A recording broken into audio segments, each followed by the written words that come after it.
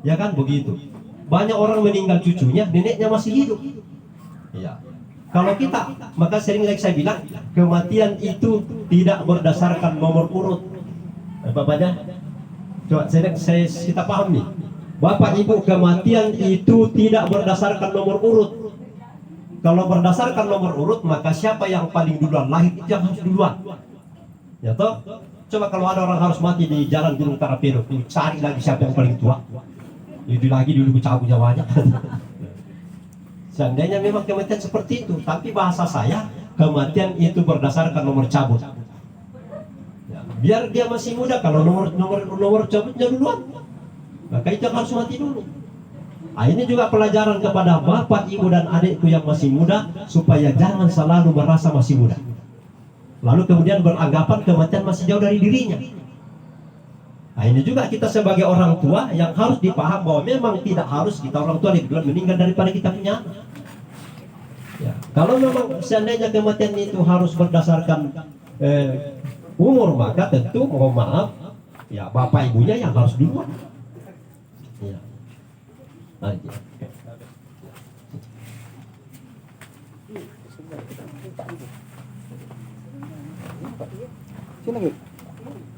Jadi seandainya kematian itu berdasarkan nomor urut, maka siapa yang paling tua itu dulu yang harus meninggal dunia. Makanya kita yang masih muda tidak boleh selalu mengatakan saya masih muda. Karena tiada yang ditanya,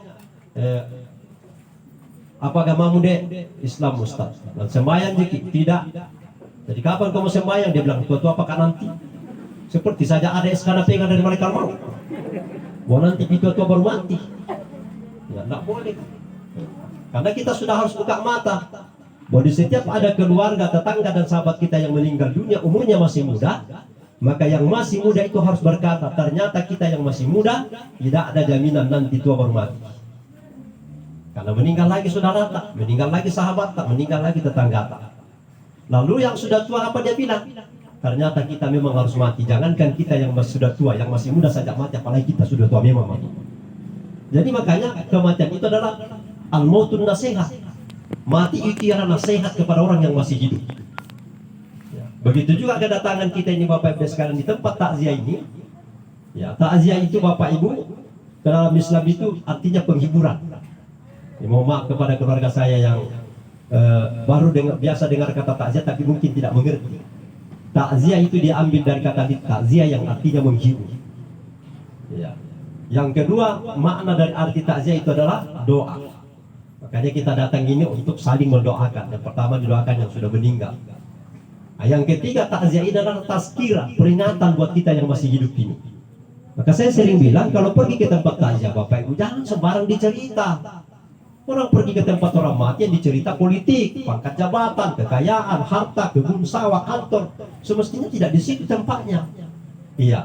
Ada juga ibu-ibu pergi ke tempat takziah, mulai berangkat dari rumahnya, apa tidak perhatikan bunga-bunga. Iya. Sampai di rumahnya orang meninggal masih bunga-bunga. Hanya di rumahnya orang meninggal tidak perhatikan. Jadi ceritanya nanti bunga-bunga. Makanya ada ditulis di grup. Syarat-syarat bertamu 3. Yang pertama, telepon dulu tuan rumah mau terima tamu atau tidak karena takut dengan sekarang. Yang kedua, kalau datang pakai masker karena jangan sampai datang bawa virus. Yang ketiga, kalau pulang jangan minta bunga-bunga apalagi ambil sendiri. Itu kalau tuh ambil sendiri bunga-bunganya orang. Hanya dia bilang sama saya, tidak mengerti bang itu, anak beli juga itu. Iya. Kan mengomel orangnya Bapak Ibu sekalian. Tolong Bapak Ibu adikku yang hari ini, adik-adik saya, tolong. Kalau kita datang ke tempat takziah begini, apalagi itu yang meninggal di teman kita yang masih muda, pikir-mikir itu. Di situ kita belajar. Iya ya, memang tidak ada jaminan kita yang masih muda ini akan tua baru mati lagi teman kita. Dan sudah terlalu banyak Bapak Ibu yang sudah saya tempati cara mata aja meninggal dunia masih muda. Ada anak SMP, ada SMA, ada mahasiswa, iya. Ada yang baru-baru saja selesai diuji, istilahnya ujian, sudah dilantik jadi sarjana, meninggal dunia. Kan begitu. Jadi Bapak Ibu sekalian yang saya hormati, bahwa kematian itu bisa datang kepada manusia tanpa pakai syarat. Tidak harus syaratnya tua. Yang kedua, Kematian ini Bapak Ibu Adik sering datang kepada manusia secara tiba-tiba, tidak harus syaratnya sakit. Ya. Karena begitu banyak orang Bapak Ibu yang mati tiba-tiba. Ya. Banyak tuh, saya sudah banyak tempat di ceramah tanya Bapak Ibu, orang sehat pergi tidur. Sebentar besok pagi mau dikasih bangun, ternyata sudah meninggal di tempat tidur. Tidak pakai sakit Pak Ibu Adik sekalian. Begitu banyak orang yang keluar dari rumahnya, ambil kunci motornya, dia yang kasih lari, sebentar bukan lagi dia yang cabut kunci motornya. Kenapa? Kecelakaan, mati di tempat, tidak pakai sakit. Begitu banyak orang yang ambil kunci mobilnya, dia yang buka pintunya, dia yang kasih lari, sebentar bukan lagi dia yang buka pintu mobilnya, dia yang cabut kuncinya. Kenapa? Kecelakaan, mati di tempat, tidak pakai sakit. Sehingga kita yang merasa sehat jangan selalu merasa bahwa sehat lalu kematian, merasa kematian itu jauh dari diri kita, tidak. Sering kematian datang kepada manusia tanpa pakai sakit. Nah, mana lagi kalau kita bicara tentang musibah-musibah yang besar seperti saudara-saudara kita di Mamuju di sana, ya, banyak yang mati ditimbun oleh rumah. Ya, bagaimana saudara-saudara kita di Sulawesi Tengah beberapa tahun yang lalu di sana disapu oleh tsunami, ditenggelamkan oleh tanah. Ya, bagaimana di Banda Aceh beberapa tahun yang lalu disapu oleh tsunami, sekian ribu juta orang meninggal. Kan begitu Bapak Ibu sekalian. Makanya selalu kita paham itu, supaya bagaimana kematian, mengingat mati ini membimbing kita untuk senantiasa bicara yang baik, berbuat yang benar. Ya, jadi makanya mengingat kematian itu Bapak Ibu bukan membuat harus kita pesimis, loyo, malas, tidak. Tapi mengingat mati ini untuk menuntun kita bagaimana kita bicara yang baik dan benar dan berbuat yang baik dan benar.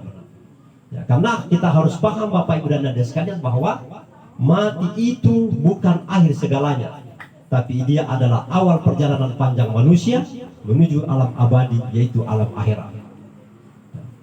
Jangan sampai kita paham bahwa yang penting kan kalau sudah mati selesai urusan, itu orang tidak beriman namanya.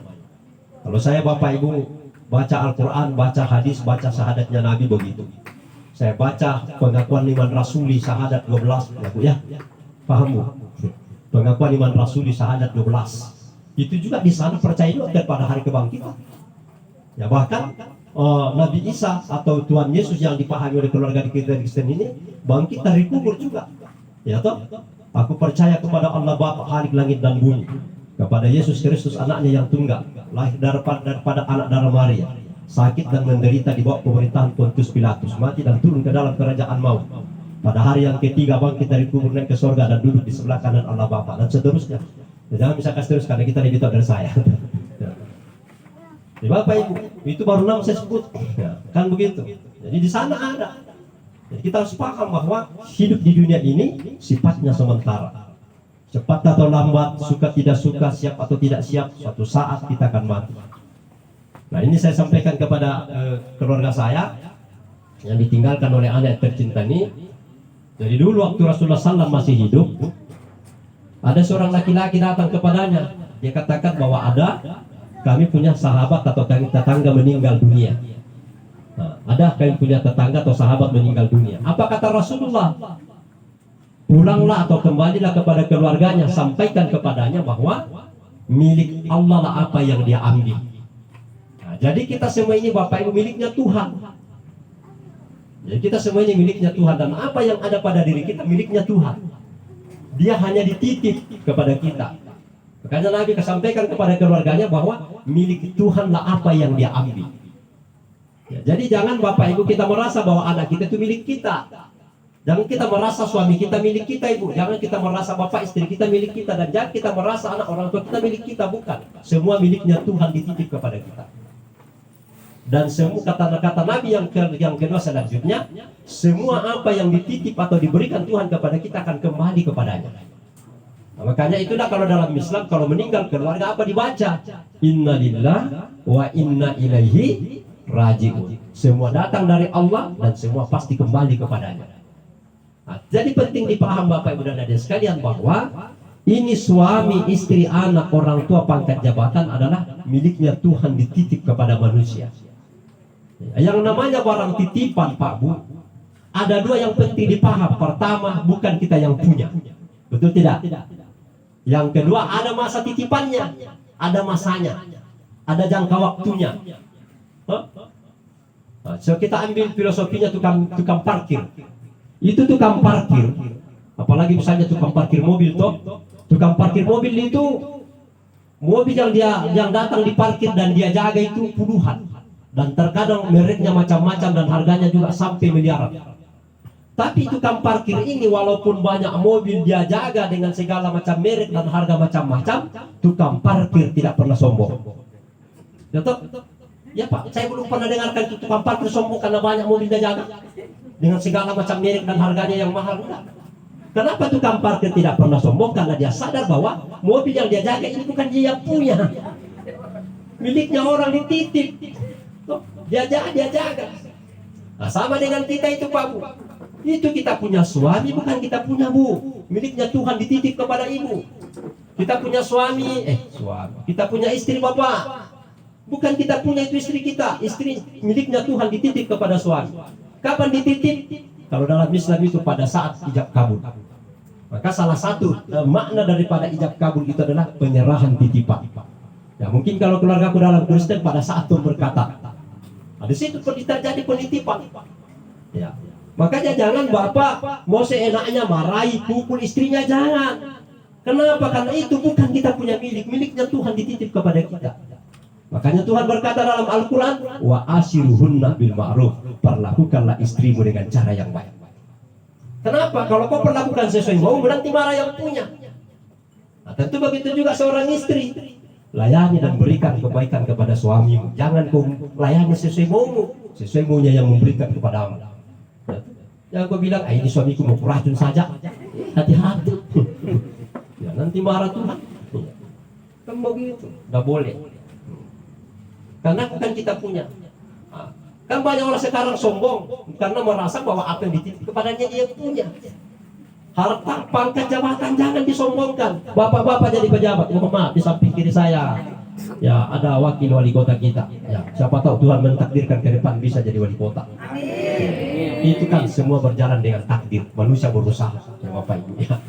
Begitu, kalau jadi pejabat jangan sombong, karena pangkat jabatan itu titipan Tuhan. Dia datang dan pergi, kalau bukan dia yang tinggalkan kita yang pasti meninggalkannya. Sudah terlalu banyak pejabat yang meninggal dunia Bapak Ibu. Coba kita melihat dulu ke Luhut Timur, meninggal ketua DPR, kurang lebih 10 hari meninggal lagi bupati. Toh, masuk lagi ke Masamba, betapa banyak kepala dinas meninggal selama ini. Masuk di kota Palopo, terus ke Luwu. Baru-baru saya baca di berita di Google. Ya Bapak Ibu, itu di Sumatera Selatan di sana ada 2 wali kota yang baru-baru terpilih ini sudah meninggal semua baru-baru. Meninggal Pak, baru-baru selesai terpilih meninggal semua. Makanya itu jangan sombong kau jadi pejabat. Ya, pangkat jabatan datang dan pergi. Miliknya Tuhan dititip, walaupun nanti melalui atasan kita atau melalui pemilihan rakyat. Ya. Kita biasa sombong dari pejabat lah, datang dari Sampurna, datang dari Murina, datang dari sahabat. Ya, tidak kenal yang lain, hanya jadi pejabat. Karena itu tadi begitu banyak pejabat dilantik, belum pensiun, belum diganti mati. Ya. Karena itu titipan.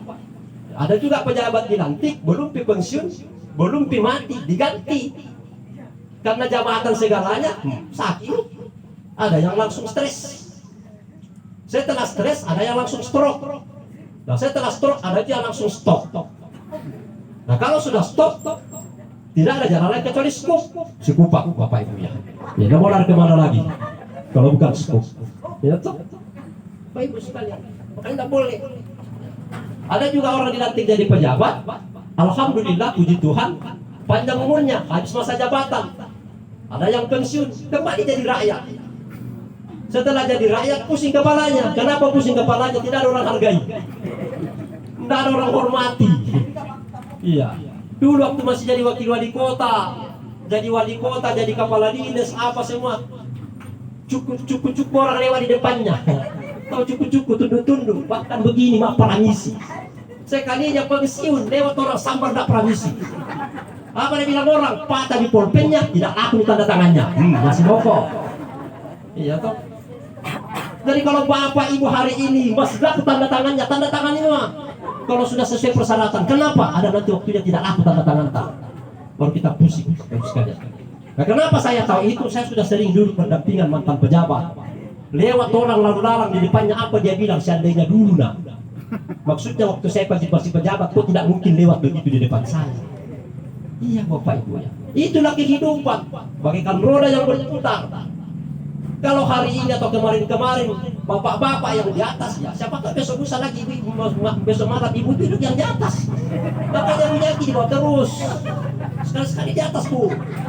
Dan bisa kita tahu juga bagaimana enaknya di atas. Tidak begitu. Ya, contoh di Mas Lambato, ibu lagi di atas. Itu yang saya maksud ibu. Itu kan namanya ibu lagi di atas jadi bupati. Ya, tapi kalau itu yang kita pikir tadi kita maksud tidak apa-apa juga. Itu kan persoalan selera. Ya kan? Itu hidup. Ya. Bapak Ibu hari ini jadi orang kaya, banyak harta, banyak uang, jangan sombong dengan hartanya. Sudah terlalu banyak orang mati dibunuh hartanya. Iya Bapak Ibu. Ini punya mobil Fortuner, sombong. Iya, sekalinya kecelakaan mati, nauzubillah. Bodoh dosa menakutkan kiri Bapak Ibu. Saya sudah mau apa saya sendiri Pak. Seorang perempuan yang menyetir mobil sendiri, mobil Fortuner Bapak Ibu, terjungkir Bapak Ibu, hancur mobilnya, mati orangnya. Itu kamu disombongkan. Iya. Jangan sombong dengan harta. Iya, kalau Bapak Ibu merasa banyak hartanya ya rendah hatilah, tawadhulah, pemurahlah. Jangan sudah sombong masih kek boleh Pak. Sudah sombong kikir lagi.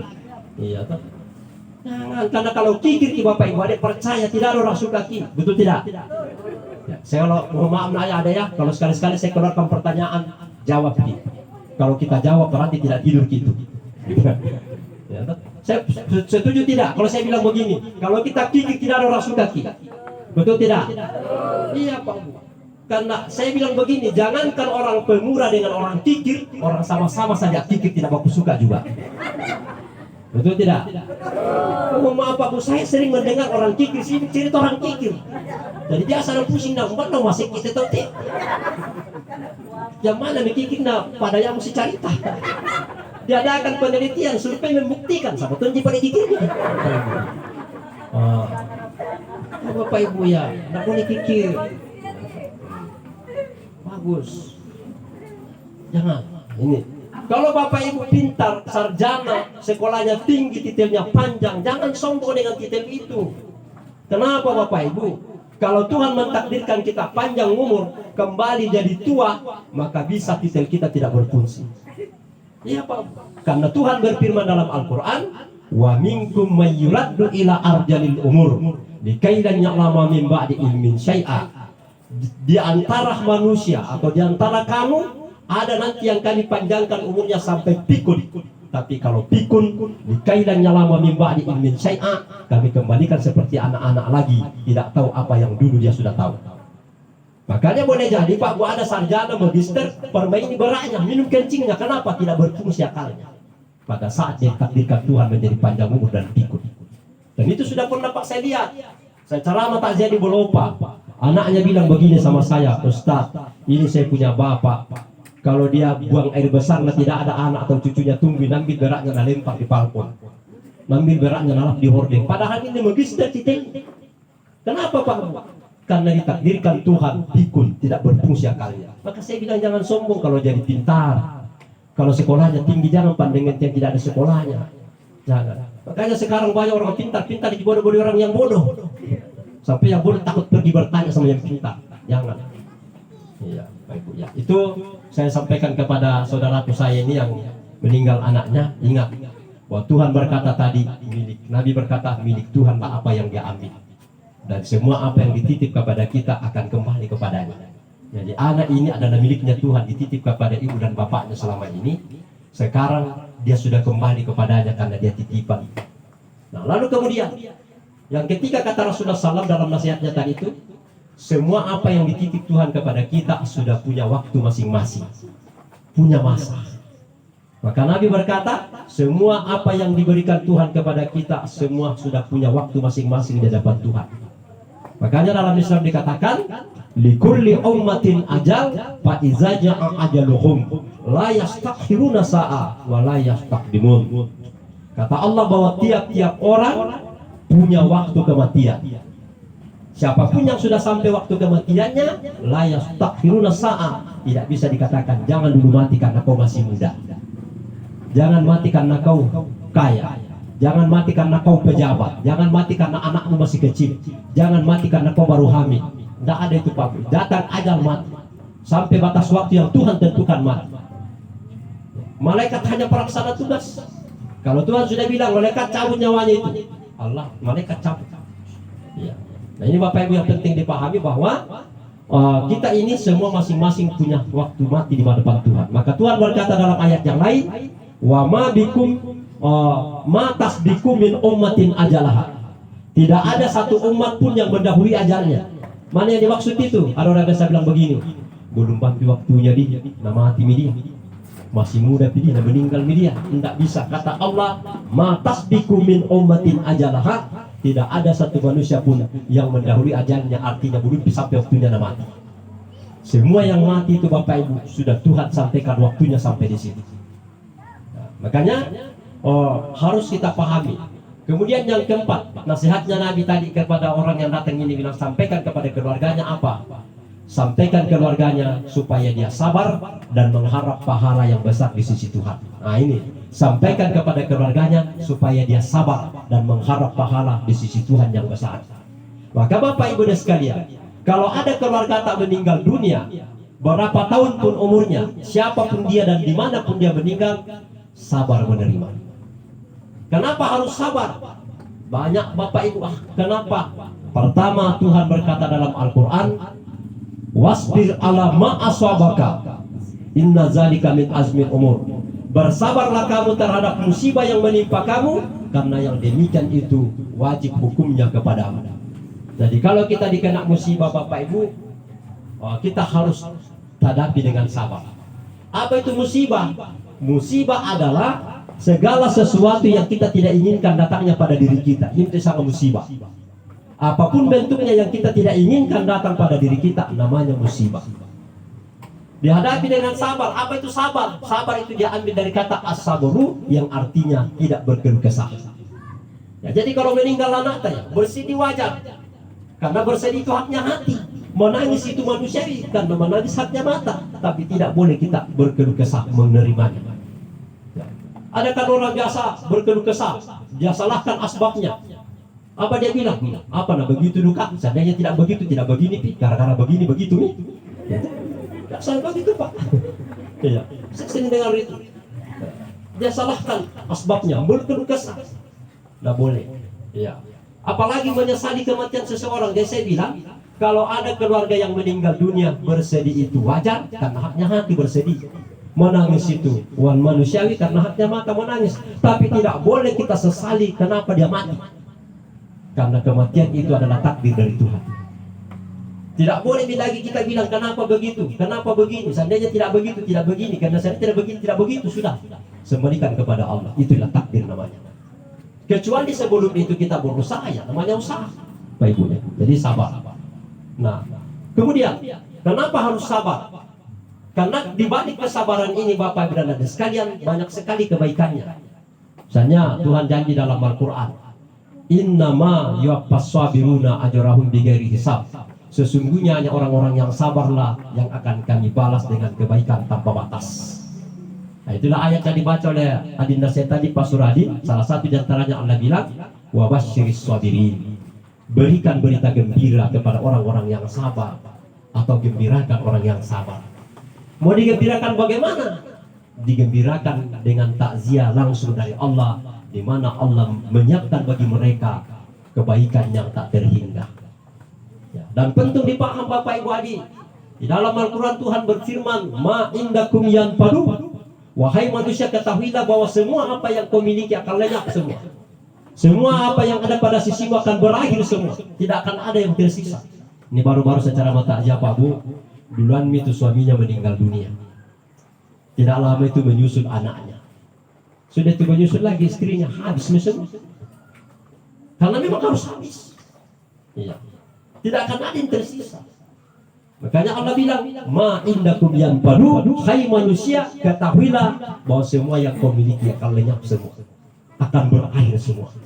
Iya. Tidak akan ada yang abadi. Wa ma indallahi baqa, kecuali apa yang ada di sisi Tuhan, itulah yang akan kekal selamanya.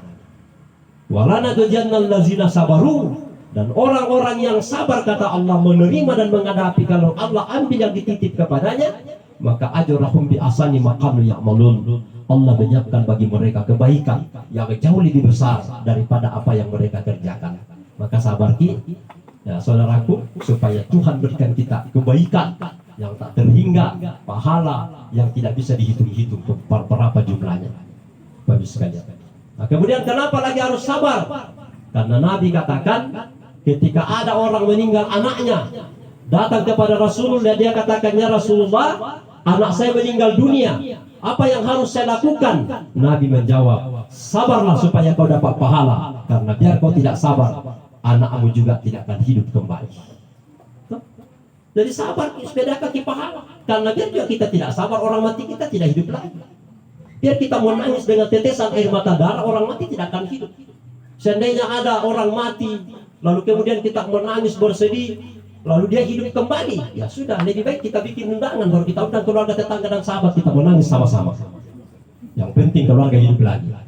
Ternyata tidak, makanya Nabi bilang sabar supaya dapat pahala, karena tidak sabar juga orang mati tidak hidup lagi. Ya. Tapi saya katakan kalau kita bersedih itu wajar, menangis itu wajar, jangan menyesal. Ya. Karena kalau ada juga orang meninggal dunia Bapak Ibu, tidak ada orang bersedih, tidak ada orang menangis, bisa juga dipertanyakan, barangkali orang itu tidak baik Pak.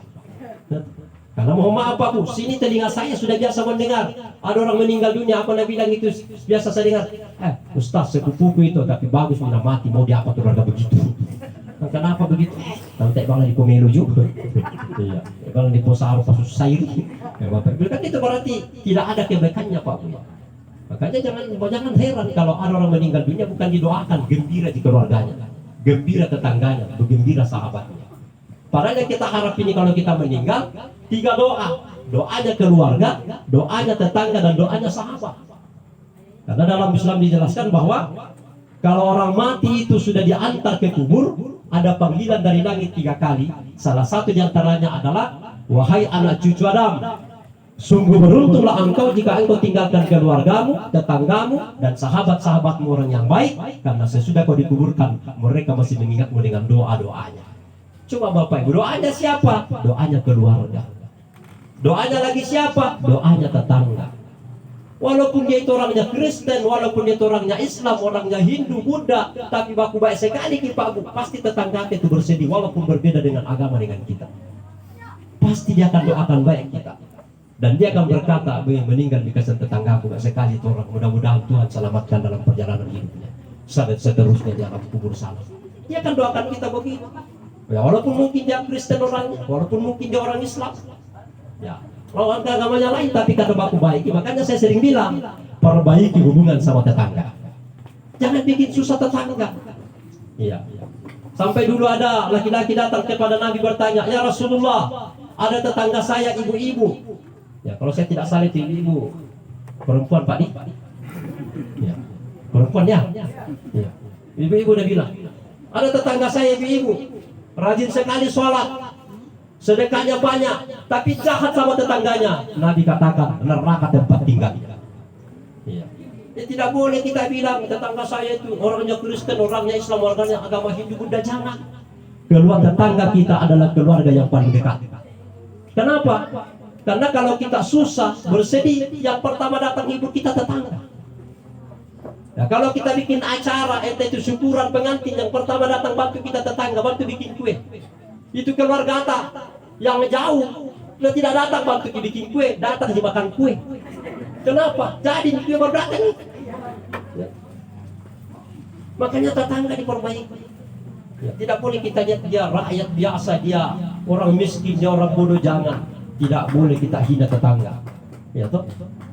Doanya lagi siapa? Doanya sahabat. Makanya Bapak Ibu adik-adikku yang hadir nih, mari kita bersahabat dengan orang-orang yang baik. Jangan kita pilih kasih dalam bersahabat. Karena ada juga itu ibu-ibu yang mau temani sahabat, temannya cantik. Ya, ini adik-adik saya yang cewek-cewek nih. Jangan. Kalau tidak cantik bukan sahabat, akhirnya muncul kelompok selebriti. Ya, saya kira barangkali mau cantik terus. Ya memang adik ya, kalau umur Anda sekarang 17 tahun cantik, tapi kalau 17 diputar menjadi 71. Coba lihat ini yang berumur 71, cantik enggak? Seperti waktu umur 17.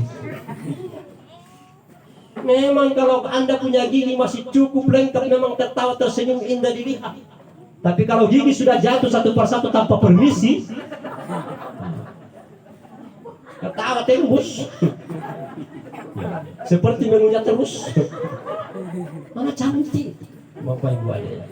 Kita tidak boleh sombong karena kecantikan, kecantikan akan pudar sekalian. Dan jangan memilih sahabat karena hanya cantiknya. Ya. Ada juga ibu-ibu itu mau pilih sahabat siapa? Temannya cuma gosip. Kok tidak Pak Gosip bukan sahabat? Makanya di hari kemudian nanti semua Pak Gosip dikumpulkan satu tempat. Apa dia kerja? Gunting bibirnya dari gunting api neraka. Itu. Duduk jeleknya saja orang dah cerita, tidak tahu lebih banyak jeleknya daripada orang lain. Maka orang hebat itu Bapak Ibu bukan yang pintar lihat kejelekannya orang, tapi orang hebat adalah orang yang bisa melihat kejelekannya sendiri. Iya Bapak Ibu. Jangan mikir lihat saya punya muka hidung bawa pas-pasan. Ya. Syukur ini hidung saya maju keluar. Kan begitu. Iya. Boleh. Ya. Nah, karena itu kalau cantik kita marah Tuhan. Nauzubillah, barangkali keluar kita dari rumah tak tersandung kita nak kena batu. Akhirnya kita nak kena batu, bibir kita terbelah, masih cantik. Kalau gigi bibir sudah terbelah, akhirnya biar ketawa, ya biar marah, ketemu tersenyum juga. Kenapa? Bibir sudah tidak bisa ketemu. Ya, kecuali kalau dioperasi lagi. Ya kan begitu. Ada bapak-bapak, ibu-ibu sombong karena matanya bola, pandang enteng yang sipit matanya. Akhirnya sakit dan kena penyakit mata, dari masuk matanya, tidak bisa melihat. Sombong. Ya. Ada yang sombong karena langkahnya tegak, pandang enteng yang tidak bagus langkahnya. Akhirnya kecelakaan, patah kakinya sebelah. Sembuh panjang sebelah kakinya. Kasih bagus langkahnya. Oh bagus, saya kasih lihat ini bukti nih, supaya kita sadar. Ya. Semua bisa berakhir kalau Bapak Tuhan mau ambil, sehingga tidak ada yang pantas disombongkan. Akhirnya ketemu orang sumbing, orang buta dengan orang pincang, ketemu menyanyi semua. Oh maaf, jangan kita singgung Bapak Ibu, ini hanya, dan ini jangan sampai ada yang begitu, jangan tersinggung. Saya hanya memperlihatkan bukti bahwa semua Allah ambil dalam sekejap kalau Tuhan punya mau. Hanya datang ketemu ini, ketiga orang ini, yang satu sudah buta, yang satu sudah sumbing, yang satu pincang. Nah bilang yang sumbing menyanyi, yang buta menyanyi. Ku pejam mata ini di kebisuan malam. Bagaimana tidak dipejam? Kita tidak bisa dibuka. Iya begitu Bu ya. Memang tidak dipejam kok tidak bisa terbuka. Makanya kalau masih bisa melihat jangan sombong, pandangnya dengan tak melihat. Lihat kebaikan, lihat kebenaran, jangan lihat yang salah saja. Ini yang sumbing juga menyanyi. Apa dia bilang? Gerak bibirnya sangat kaku. Bagaimana tidak kaku kalau tidak tertemui?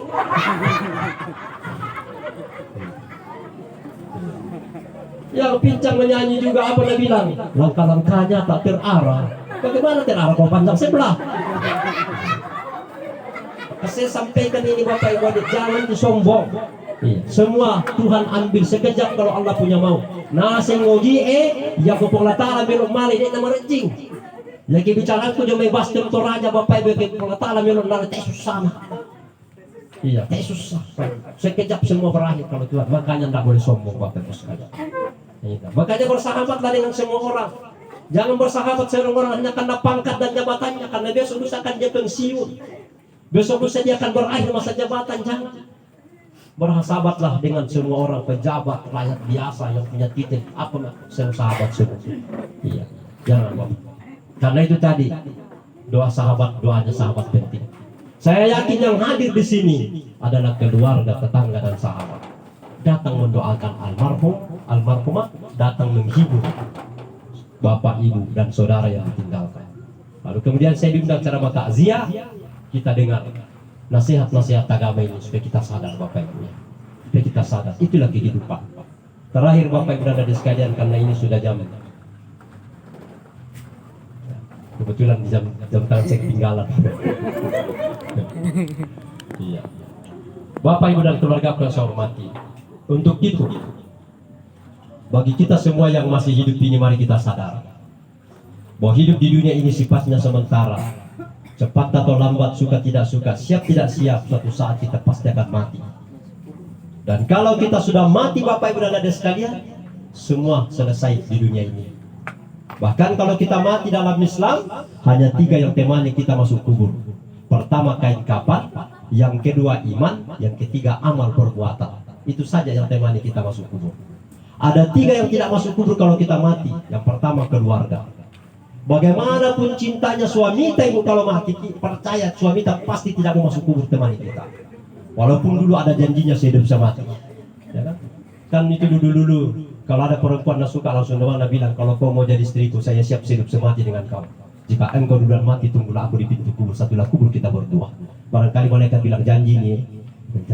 Ternyata selesai menikah punya anak satu, ditanya, Pak, kalau ada yang harus meninggal duluan, mana yang bapak suka, ibu dulu atau bapak dulu? Apa dia bilang? Bagus kalau ibu duluan, bapak. Kenapa bisa begitu? Masih mau kasih beristri. Makanya suami tidak akan mau ikut masuk kubur kalau istri sudah meninggal, pasti masih mau beristri lagi. Begitu juga ibu-ibu meninggal suaminya, ibu pasti tidak mau masuk kubur, bapak temani kita, bagaimanapun cintanya. Iya, tidak mau. Makanya Tuhan bilang, jangan keluargamu yang menyebabkan kau sibuk, kau bikin yang tidak benar, kau lupa beribadah kepadaku. Padahal mereka tidak mau temani kau masuk kubur kalau kau mati. Yang gitu Bapak. Yang kedua yang tidak masuk kubur kalau kita mati adalah harta. Sekaya-kayanya kita Bapak Ibu di dalam Islam, harta kekayaan kita tidak bawa masuk kubur.